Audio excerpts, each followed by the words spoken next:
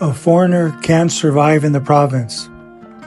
Those words echoed in my ears as I watched my savings disappear, my plans crumble, and my ego shatter.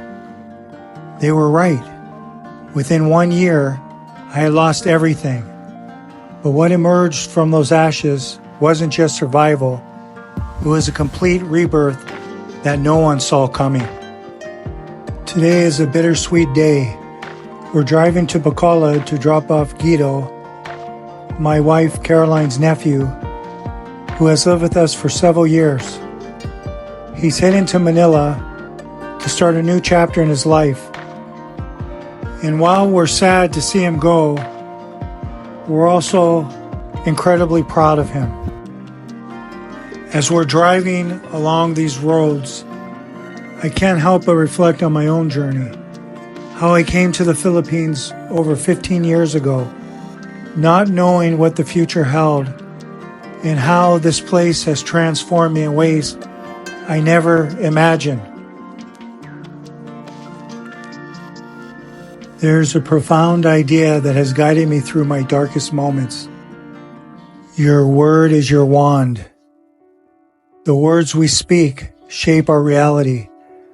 When I first arrived here in 2010, I didn't fully understand that truth. I was still carrying the weight of old beliefs, old fears, and old patterns of thinking.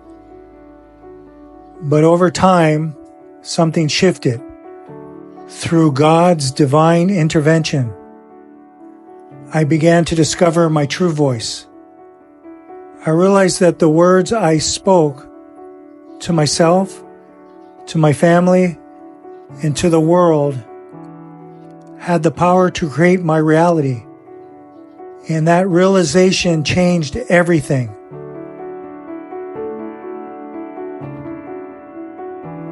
Here in San Carlos City, Negros Occidental, I found my purpose. It wasn't in chasing status or success as I once knew it. It was the simple, everyday moments, raising our 4 children, building a life with Caroline, and being part of a community that values family, faith, and connection. I've come to see that the divine plan for our lives is one of perfect satisfaction. It's not about having everything figured out. It's about trusting the journey, even when the path ahead is unclear.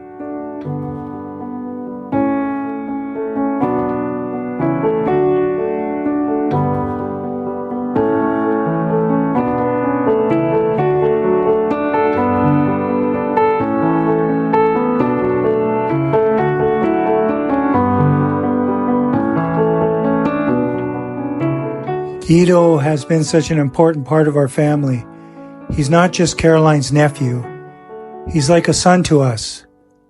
Watching him grow and prepare for his next step has been both joyful and heartbreaking. But as I've learned, there are no losses in divine mind.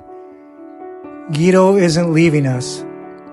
He's stepping into his divine plan, just as I did when I came here all those years ago.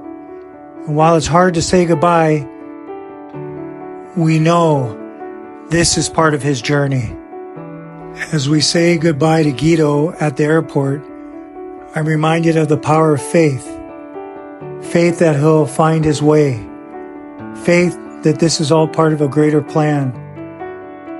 And faith that no matter where life takes him, he'll always carry a piece of us with him. Faith, as I've come to understand it, is the absence of things hoped for, the evidence of things not seen, and in this moment, I feel that truth deeply. We can't see what the future holds for Gido, but we trust that it's filled with promise.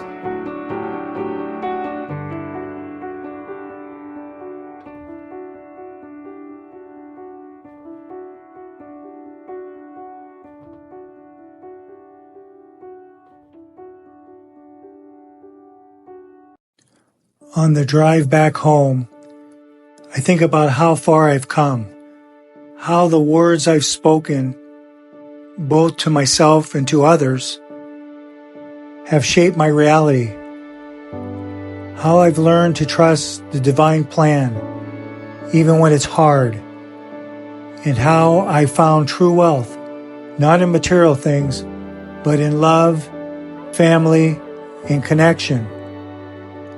Some people might say, it's easy for you because you came with money, you're a foreigner, and you have resources. And I understand why they might think that, but what they don't know is that just a year after arriving here, I lost everything. My poor mindset, my lack of understanding, and my own mistakes led me to a place of complete loss. But here's the thing. Caroline and her family never gave up on me. Together, we built our lives, not with money, but with faith, hard work, and a commitment to each other. We transformed our lives in ways that others might say are impossible. And through the transformation, we've received abundance in all ways, not just for ourselves, but for those around us as well. Through the journey, I've come to realize that God is the truth. To live a happy and contented life, I had to awaken to the reality that money itself is not bad. In fact, abundance, whether in health, wealth, or success, is good. It is all very good. But it's in man's mind through years of false beliefs and conditioning that we distort this truth and block our own good fortune. Once I awakened to this reality, I began to meditate on God's words, which are also law. I listened to my intuition as I meditated and contemplated His word.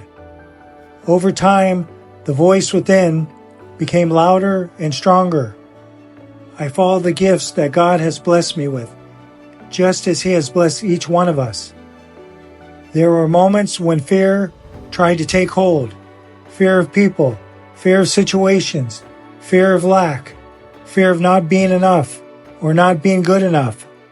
In those moments, I learned to look that enemy directly in the face and repeat, "The Lord is my light and my salvation. Whom shall I fear?" As I started changing, I noticed something profound. I didn't become rigid in my ideas, believing others needed to follow or believe in the same way. Instead, I became more fluid, more flexible in the expression of God's divine plan. My spoken words grew kinder and gentler towards myself and towards others. I learned to live as my authentic self, to express my true nature without concern for pushback or judgment.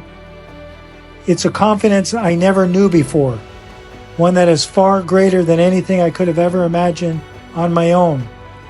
In God's compassion, He allows us to come to a deeper realization, to observe the very nature of our true essence.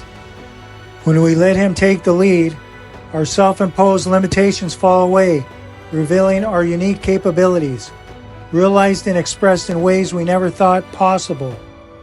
This journey has brought me an unspoken gratitude, a gratefulness to be alive in this very moment, in the here and now. It's a gift I carry with me every day.